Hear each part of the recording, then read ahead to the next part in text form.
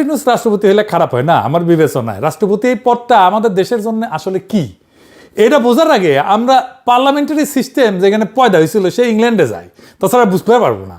ইংল্যান্ডে পার্লামেন্ট আছে, তার উপরে কে? রাষ্ট্রপতি না, রাজা। ওই চেয়ারটায় আমরা ক্ষমতার চেয়ার ভাইবা ভুল করি। ব্রিটিশ রাজা তো শাসন করেন না, করে না, উনি বিল পাস করেন না, বাজেট বানান না, যুদ্ধ ঘোষণা করেন না। তাইলে উনি আসেন কেন? উনি আসেন কারণ রাষ্ট্রের একটা মুখ লাগে, নৈতিক মুখ লাগে, যে মুখটা কোনো দলের না।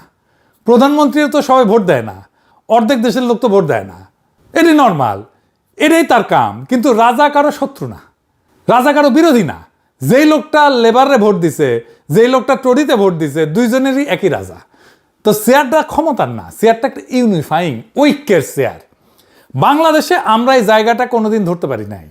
19 শতকে ওয়াল্টার বেজট এই নামে এক ব্রিটিশ লোক ইংলিশ কনস্টিটিউশন নিয়ে লিখে গেছেন। উনি কইছিলেন ব্রিটিশ সিস্টেমের দুইটা পার্ট, একটা ডিগনিফাইড পার্ট, মর্যাদার পার্ট, ওইটা রাজা, আর একটা এফিসিয়েন্ট পার্ট, কামের পার্ট, ওইটা ক্যাবিনেট, প্রধানমন্ত্রী।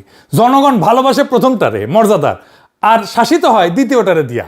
রাজার অধিকার তিনটা মাত্র: পরামর্শ পাওয়ার অধিকার, উৎসাহ দেওয়ার অধিকার, আর হুঁশিয়ার করার অধিকার। ব্যাস, এই তিনটা। এখন দেখেন বাংলাদেশে কি ঘটছে, আমরা দুইটা পার্ট এক লোকের গায়ে চাপায় দিছি। প্রধানমন্ত্রী একই লগে কামের পার্ট আর মর্যাদার পার্ট। রাষ্ট্রপতিরে উনি বানায় না, আসলে প্রধানমন্ত্রী বানায়, মানে উনি সরকার, উনি আবার জাতি। এর ফল কি হয়?